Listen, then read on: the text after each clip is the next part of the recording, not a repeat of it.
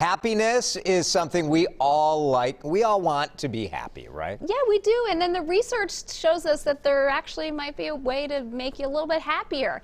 And they tell us 5 simple things that you can do every day. And the researchers say, look, there is this misconception that happiness is just what it is. You are happy or and you're that not. you can't change it. But what they're saying is you can change it. You're not going to, go from super sad to super happy overnight or make that transformation. But there are small changes that you can make to make small differences. All right, I want to run through what the 5 things are, and then we'll dig into it. The first one is having solid social connections, so friendships, relationships. Number 2 is practicing random acts of kindness. Number 3, express gratitude.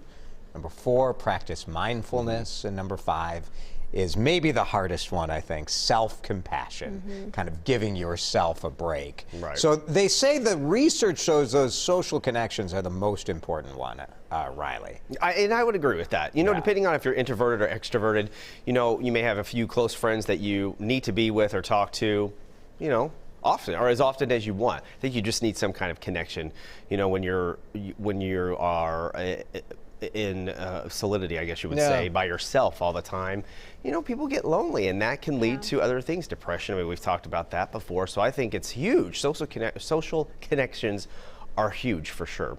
I thought the random acts of kindness, the second point, was pretty interesting, Heather. Right, I did too. It sort of taps into our natural human impulse to help others. So it's little things throughout the day. They don't have to be giant acts of kindness, but complimenting somebody on, a good job that they've done or something that you see. It sort of triggers our brain's own reward system, so it makes us feel better. You feel it too. I think when you really kind of do that and compliment someone or do that act of kindness, no matter what, you kind of feel that through your body. Yeah. We talk a lot about gratitude and expressing gratitude, and it certainly is a very trendy thing in kind of the self-help area, this idea that if you have your gratitude journal or whatever the case may be, that writing those things down, and sometimes I think writing it or saying it out loud, it sounds so cheesy, but there's something that happens when you put that down on paper, don't you think?